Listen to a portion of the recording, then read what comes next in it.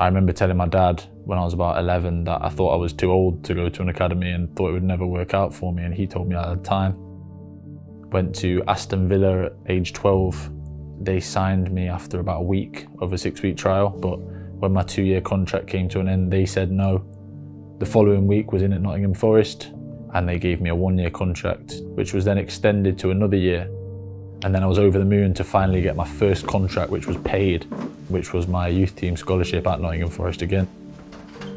Going into my final season at Nottingham Forest, I was captaining the team, playing games, and things kind of fell off throughout the season.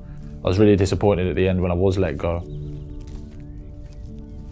5 out of 6 players that are released at 18 are no longer playing at 21. So it's kind of a make or break situation, and a lot of players don't really know what to do. I didn't want to give up on my dream, but I thought I'd try and go a different route, and my parents pushed me towards going to America as well and looking into that. Got a fantastic offer of a scholarship at a university in New York called Hofstra University. In my 2nd year, I actually got a really bad injury. I tore my ACL in my knee. The rehab out there was really good, so I was operated on 2 days later, worked really hard and came back to playing in about 6 months.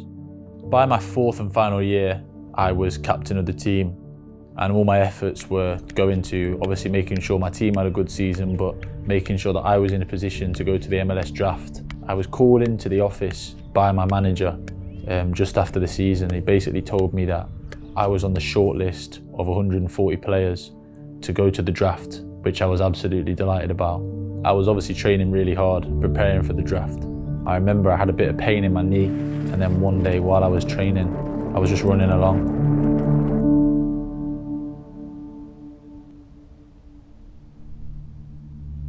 When I first broke my kneecap, I went to the hospital and met with the surgeon. He sat with me and he basically told me that it's going to be a bigger surgery than my ACL, and I'd be lucky if I can play again. I was devastated.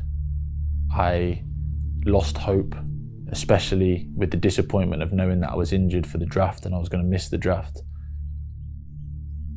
After a few weeks of kind of feeling sorry for myself, I decided that I was really going to try and give it a go again. Got playing again in about 6 months. The doctor couldn't believe that I was fit again and playing again. He said it was the fastest recovery he'd ever seen with an injury like that. I moved to Spain, played in non-league there, got fit again, started to enjoy it again. I got an opportunity to go on trial at Swindon Town. I jumped straight on a plane, came back, again faced rejection. They said no.